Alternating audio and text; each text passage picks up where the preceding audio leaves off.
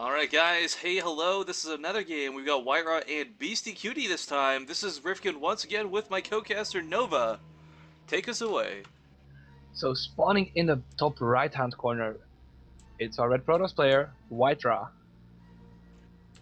And his opponent, well, my mouse loves the sensitivity today. In the lower left corner of Daybreak, this old-fashioned map, it is an old-fashioned Terran, Empire's BaseTradeTV. Now, I want to stress, by the way, guys, there are, I don't believe, are many StarCraft 2 players that have been in the scene for nearly as long as WhiteRa, but BaseTradeTV, a very close second. He's been playing StarCraft for a hell of a long time. Yeah, he's been around for a while. I remember him actually playing against him in 2010. Like, that's a while ago, right? Yeah. The thing, too, is it's not even like that just these players are old.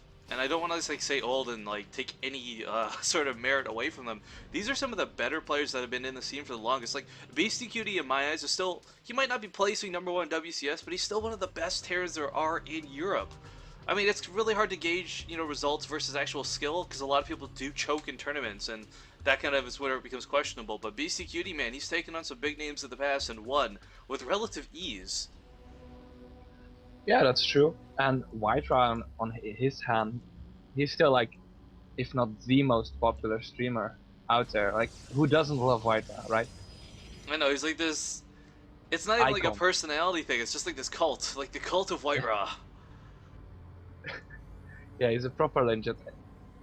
But anyway, This is something BC Daybreak. does that's very different than most nowadays. There's two big things here with just the way this is already open.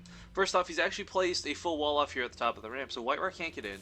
He can't see gas counts. He doesn't know if Beastie went gas first and is trying to rush something cheesy, or if it's going to be a very more classical Reaper opening. But also, Beastie, by placing both supply depots at the front here, says to me he's going to want to take a fight at his natural. He'll have this up sooner than later, and it's not going to be a one-base play. Because you can try your darndest to hold this, but like if a Protoss player comes across the field with a couple stalkers and a mothership core, you're going to lose 2 supply depots and be supply blocked trying to hold that off. Yeah, and it's a bit of a decision you need to make. Like, either you let the probe in, let it scout your gas count, or you do the full wall off and risk losing a depot. So it's kind of debatable if you want to deny information, if you really want to do like a quick mine drop or a quick hellbat drop. Well, it pays off if you go for the expansion, and I wouldn't be too shocked for BC to open the factory and then go to expand afterwards. But WhiteRa is sticking around third base for a little bit here. Gonna, I don't know, perhaps either be sneaky or just make sure that there's no fast third CC. Although it's not a Zerg player, so I don't know why there would be. And there we have the command center going down. On the high ground too, I like this choice. I mean, as a Terran player, your biggest advantage, of course, you can just lift off your buildings and fly them around. And building it on the low ground, while it's going to get you that slight, and I want to emphasize slight economic advantage, it can really hurt you if you get picked off trying to build it.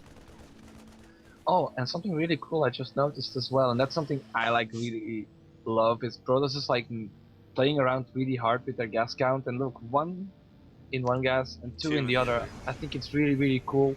Like, yeah.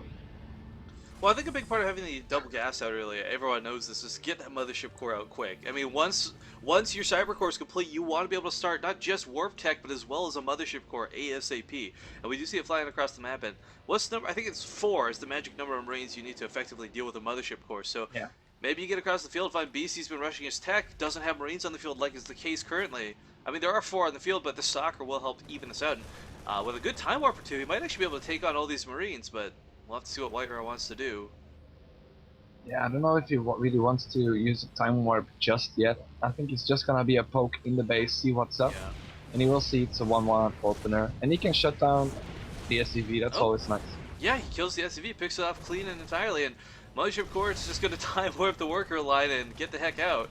Now, of course, the advantage of having this UI, guys, you'll see here, BaseTradeTV's income, it's going to go down, but only ever so slightly. Time warp is not the most effective way to deal with harass the mineral line. It helps. There's no reason not to do it if you're not going to spend the energy on anything else, but as we see here, it really doesn't affect it more than much at all. No, it's not the biggest deal in the world. Oh, what am I going to go off? Mothership Core, of course, can take that hit, but now these Marines should be and able the to 2 clean this up. Marines. Oh, can they get in Really range? close one. Some nice stutter step does pick off the Mothership Core, but you know what? That's not a bad choice for WhiteRa, because I mean sometimes You know, the Mothership Core is weak, it's got no energy, just crank out a new one. It's gonna have more energy, full health, much better. That's true. But But it's still BC, 100 gas though. 100 it, gas early on. yeah. Hmm. But I want to point out here, BC's actually looking to maybe push out. He's got a large contingency of Marines and a couple Widow Mines, and while in any other situation that wouldn't seem like much, we have to look back at home for WhiteRa, and he's got almost nothing on the field. These Widow Mines, of course, will one-shot the Stalkers and provide some nice splash damage to the others, and if left ignored, BC's just going to push into the mineral lines, and oh my goodness, he might actually just elevate her into the main by the looks of it, but WhiteRa is prepared. Yeah, just a couple of Marines and the 2 mines, but WhiteRa seems prepared for this. He can fend it off. He's got the Observer out too, so I mean these mines will be annoying, but they're not going to be game ending by any means, and a nice boost will get him to the other side of the mineral line. Oh, one of the Widow Mines goes off on almost nothing, sadly, but look at this. We got Marines dropping in the back of this mineral line. We got them pushing in from the front. WhiteRa just retreated his workers out of the main. Oh, but distracted, shooting one of those Zealots, unfortunately, will cost him a lot of probe kills. Yeah, now warping in zones like that is always tricky, like warping in the middle of the battle. It's like they get like shot at before they like actually are there, which can be quite annoying, but Oh! no, And he baits out the Photon Overcharge at the very last second as he escapes. Not a bad thing at all. But BC's got to be careful. He can't really unload to take on these Stalkers. oh, Oh, the just barely Stalkers misses didn't them. find the medivac, yeah. But the Overcharge is still running. BC can't really do this. Yeah, but tricky looks like the attack. medivac is gonna live, so... Well, we also see, looking at BC, he started +1 way before Stim, and I like that choice. Because right now, Stim is not the same that it used to be. You can go for combat shields even first if you want, but Stim is kind of like, what advantage do you have from that if you don't have a game-ending amount of damage to push into a Nexus? Because Photon Overcharge holds just about everything in the early game. You can't kill a Protoss player when he's got Photon Overcharge if all you have is a couple Marines that have already stimmed and lost like a quarter of their health. Yeah, it's true. That's why I like it at Terrans, like, try to force the Photon Overcharge by dropping. Yeah. Like, being really annoying with that and forcing the Overcharge with that, and then doing a frontal attack, because then there's not gonna be a Overcharge at the front, right? I also like it that BaseTradeTV is preparing the medivac. I see sometimes Terrans forget to do that, and then lose their medivacs to like a storm, like just one storm, because they're all so low. Yeah, that's always a bit unfortunate to see. I'm a little bit worried here for Beastie though. He's kind of on this invisible clock. Colossus are on the field, or sorry, on the way to being on the field. We got Thermal Lance halfway done too. This Bio Army right now, yeah, it's gonna walk all over WhiteRa, but as soon as those Colossus are on the field, everything changes. Yeah, I mean, this push from Beastie looks quite strong, but it's also quite small. Let's not forget that. But the timing of this might just work out for him, because if the Colossus is busy defending the natural and Beastie drops in the main, with a medevac full of Stim Marines, he's going to just annihilate that worker line. I mean, look at this, +1 just finishing up. Combat Shields and Stim will finish around the same time. And he's just going to have this beautiful timing in which he can attack his WhiteRa. Of course, does not have +1 finish, it's only just started. Yeah, that's true, but he has 2 Colossus though. If he splits correctly, in theory he should be able to hold. Does he actually have an overcharge? He should. It's been a long time. Yeah, he has an overcharge, for sure. Yeah, the WhiteRa's not naive. He's not going to mistakenly not split his army, but he's, as you said, he's got to split it correctly, because sometimes being one Zealot shy can cost you your Colossus. Yeah, and that's not what you want to have happen. Alright, well, WhiteRa actually with a very nicely positioned observer, overseer, same thing, right, is going to see the 2 medevacs hovering outside the base, and Beastie is not going to get in here for free. Yeah, we already see WhiteRa positioning himself quite nicely, actually. Yeah, a couple of Stalkers and splitting 1 Colossus off for each group, which is really nice. Yeah, Beastie's actually, the great thing about this though is, okay, he's not dropping, he's not causing damage, but he's containing WhiteRa. WhiteRa's never going to push out on the map when he knows there's 3 medevacs hanging outside his base, but okay, preemptively overcharging, medevacs are going to start unloading. Beastie's just got to pick up and leave though. Oh no, he's... Oh! This is a problem a lot of Terran players make. It's when you drop move on the same time, you gotta hit stop before you start picking up your units, or you're just gonna keep unloading them as you try to pick them up to get out. Yeah, it's a bit awkward, I do it all the time. Yeah, well, nice Widow Mine hit does go off on a Stalker and can prevent the Nexus for the time being, but BC still got this 1 medevac. He can move into the natural, there's only a cannon, but he can just drop on the lower side and avoid it entirely.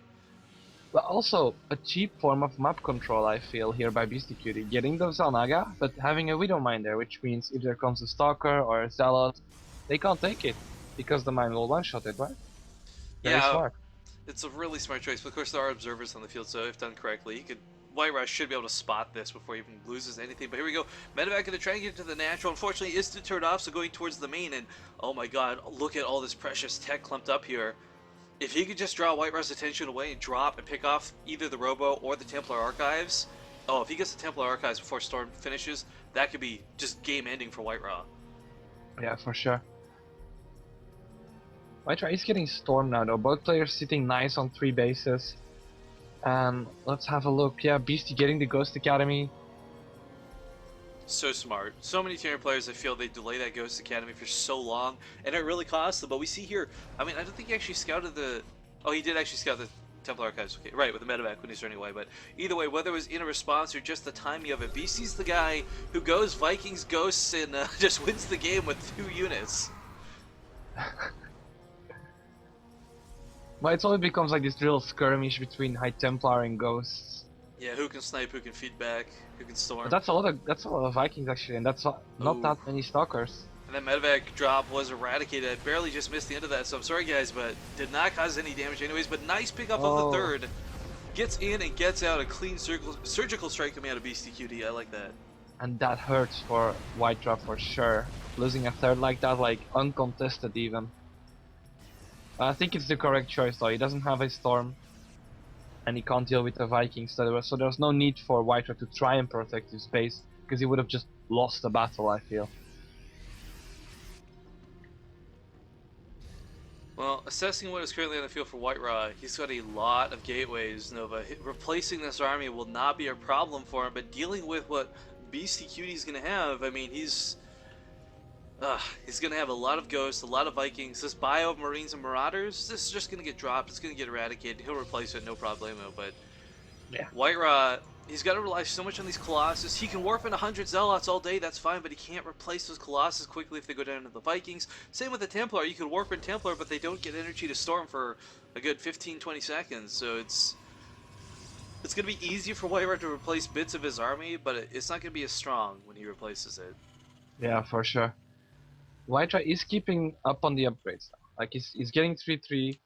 Beastie is delaying his 3-3 for some reason. His 2-2 finished for a while now, and I think a lot of that gas went into the Ghost production, the Mobius reactor, everything he needs to continue forward with. But there's more than enough Vikings to take on these Colossus quite nicely, actually. And right now, look at WhiteRa's army, and he doesn't have that many Stalkers. He's got some. It's not a bad amount, but I mean, they're not going to deal with these Vikings very quickly, especially if he pushes into these Marauders with just pure Stalker. And I like this. WhiteRa, I believe, is purposely leaving himself slightly supply deficient so that he could warp in at home if there's a drop that goes in behind us. I like that choice. But uh-oh, looks like he might just need everything here on the front lines. Vikings already going down to the Colossus. One goes down almost immediately. Second one falls, and the third one's going to go down. One High Templar, he might get some nice storms off. He gets a decent storm off, but of course, BC just moving out of it. And, oh, so smart, stemming a small group of units forward to try and pick up these Templars so that they don't storm the main army. Beastie, with so many Vikings, no Colossus on the field, he really needs to land these and start using them as big parts of his army. But, alright, again with these Templar snipes, another Templar goes down. Really nicely done here by BaseTradeTV. And it's so hard saying his name, because I know recently he's been tweeting about how he hates when casters say his name, and I've always called him Cutie, as in like a cutie pie, because that's, you know, what I always thought the QT was. But I guess like he hates when people say QT with emphasis on them being letters, not like a small way of saying cutie. So like now that I've heard that, I keep in my brain saying it wrong. Like I was saying it right, no problem, until like I had seen how it was done wrong. Some nice snipes going off here as my small talk is put to an end. Alright. So, it's not basically a little bit of a point blank, or how do you say it, like a face off between the two players, like waiting for someone to take the initiative. Yeah. I love this though. Yeah. The snipes that BC's doing is great, but he's got a nuke coming up behind this, and the nuke, I feel it's not going to be, like, he's not going to try and land this on the army and win the game with a single nuke, but it's going to zone out so much of where WhiteRa can be, that's going to allow BC to push in and kill off the Nexus. Oh, some more great snipes going off. Sacrifices the ghost, but that's okay. He's got most of the Templar off the but field at wait. this point. There's like a couple of... Oh, it misses the EMP. I think there's still one storm left on a High Templar. Well, the Viking's going to land finally, try and pick off some of these Templar. But I think the buyout from BC might be just too great at this point. The Zealots are going to do what they can. These Templar, though, are pretty much useless. No storms available. This is... no, the storms aren't the best. They could have been better, but he does hold it for now. Yeah, that's a very key point. But here comes that nuke. And oh, that beautiful mini-map ping lets us know exactly where it is. And WhiteRa, does he know this is coming? I don't think... Okay, he's got to see the dot now. Yeah. There's always that first 5 seconds where you're looking around the map like, okay, which base is getting nuked? But did see it, pulls out all the probes too, doesn't really lose anything to that nuke. Let's have a look how many kills the Ghost. The Ghost had 1 kill on a probe on the gas geyser, I think. So, nice reaction from WhiteRa. But wow, I can't believe how close the resources lost are at this point, but hold the phone, because Beastie, he's getting that 5th base up at this point. There is a single Zealot here, but WhiteRa, the further he falls behind, the easier it's going to be for Beastie to just start, move with the stim pack into the base. Oh, and another drop at the 3rd from WhiteRa. There's nothing here. It's going to work with some Zealots. But a drop, a kind of doom drop coming at the main at the same time. There's cannons here to defend, but 3 medevacs full of units don't care about cannons. Push on overcharge, goes down. Can WhiteRa really defend this? His army is already so small, and there's a big army still from Beastie waiting it. He just finished warping so many units to that 3rd base. If he hadn't done that, maybe he could have warped in here at home. The Archon is going to be taken out. The Colossus moving up might get focused down. It will get focused down by the Marauders. They should be able to get this Colossus. No, just barely not going to. So much damage from the Marauder, and look at this, the Cloaked Ghost moving in. Sniping off that Colossus, slow but surely. This is the moment for Beastie. He's just attacking, nuking the mineral line even, and this is looking very grim for WhiteRa. Unfortunately, the Ghost was picked off, but the Nexus still falls, so it didn't matter that the nuke didn't come down. But you're right, this is not looking good for WhiteRa. Now, losing the main base, that's going to hurt his gas, but fortunately it was already mined out, so it's not the biggest economic loss, but this 4th base was. He really needed to get this up and running. Checking the tech of these players right now, both players on 3-3 at this point, so it comes down to a lot less about timings or anything like that. It's just trying to find a hole in your opponent's armor and exploiting it. Yeah, for sure.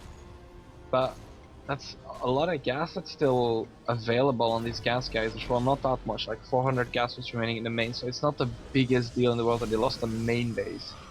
In a heroic Cloaked Ghost, they're actually managed to snipe off a cannon, as weird as that is to consider. But we got the extra command centers coming down for BC, so once he starts dropping all these extra mules, he'll be able to throw his SCVs away and start maxing out his supply with his army. And if he can just overpower WhiteRa through sheer numbers, he might just win this game. Oh, but a small Zealot counter could do some damage before it gets to yeah, but the planetary. He's gonna lose maybe a couple of SCVs, but I don't think it's really that big of a deal. Nah, it's not. Definitely not with the extra CCs going down. I mean, it's that moment of the game that the Terran builds extra. Oh, and the base of WhiteRa on the lower right not cancelled, but in fact killed. Beastie with 3 Marauders hiding behind the mineral lines. So well done, sir. Oh, that's also a bit of a blunder. Oh my god. Yeah, well, when you're in an economic downfall like this, WhiteRa can't afford to lose 400 resources like that. Beastie has the building armor coming out. I actually like this choice because it will make the planetary very strong versus Zealot run-bys, but it's also not something you see a lot of people go for. And I think at this point in the game, Beastie, looking at his bank, he could even make Neo-Steel frame upgrades if he wanted to. I mean, he's got the bank to just research every and anything he wants. Oh, but look at the top, man. Another Doom drop ready by BaseTradeTV. And this is really scary for WhiteRa because look at all these gateways. This is what he's relying on. Double Robo as well. This is his production. This is like catching a mech Terran with their pants down. Now Nuke's gonna go off to try and pick up the cannons, zone out most of the army. Gonna force a fight here in the south while Beastie drops in the north, and oh my goodness, Nova, there's just nothing at home to defend. WhiteRa's maxed out. He can't actually warp anything into the main to defend against these drops. Yeah, and we'll see exactly what WhiteRa's choice will be. Will he defend or will he just go for it? He can't defend. If he defends, it'll take too long and he'll lose his 4th and 5th in the process. I think he's just kind of got to go for it. A nice engage catching most of this army, but the storms are missing everything. Vikings are taken out though. There's a good storm. The Vikings are dropping. Cooks out most of those Vikings. Oh no. Where's the observer? These ghosts? Is there Oh, no God. observer on the field? There's 2 on the field, but you're right, neither of them are with the army. The Ghosts are just auto-attacking the Templar down. And this is what I was talking about. Viking Ghost is such a strong combination. If you pick off the observers on the field, Ghosts have such a stupid amount of damage to attach to them. What are they here? Based like, yeah, 26 versus light, 13 regular. Look at the Archons falling to the Ghost, the Zealots, the Colossus. This is ridiculous. Everything. I mean, well, the it's- Natural's been completely wiped out by Beastie at this point. The main still stands, but I mean, what does it matter if you don't have the economy to build anything out of those 11 gateways? And there we go, the Yeah, observer WhiteRa does. tries to desperately warp in some units to defend against this, but I mean, it's 3-3 bio, you need a lot of stuff Yeah, WhiteRa against actually, that. he's just going to push with this, but I mean, there's 2 planetaries on the field that will. Maybe the first one won't hold up, but the second one absolutely will. And Beastie, if he just, yeah, here we go, dropping again in the main, going to cut the production here of WhiteRa. This is looking very grim for our Protoss hero. But Beastie going to lose a lot of his production now too, but is it going to be enough? I don't think WhiteRa can really outrace Stimmed Bio like this. Especially since Beastie, in a worst case scenario, could just lift off. And come back and defend, yeah. And well, the We'll see, gateway's though. being cleaned up. The Robos, I mean, he doesn't even really need to kill the Robos at this point, because look at WhiteRa's bank. He's supply blocked as well. He can't actually produce anything. Yeah, and the Zealots are doing a lot of damage in the natural right now, but is it enough? I feel like Beastie just needs to pick off these 2 Colossus, and if he does, he'll be fine. Because, I mean, the Colossus are the only thing that outrange those planetary fortresses, and, you know, if he loses everything in the main, everything in the natural, that's fine, because Beastie can take on Stalkers and Immortals. Yeah, GG is thrown down. Well played. GG. Well, thanks for watching, guys. What a crazy game.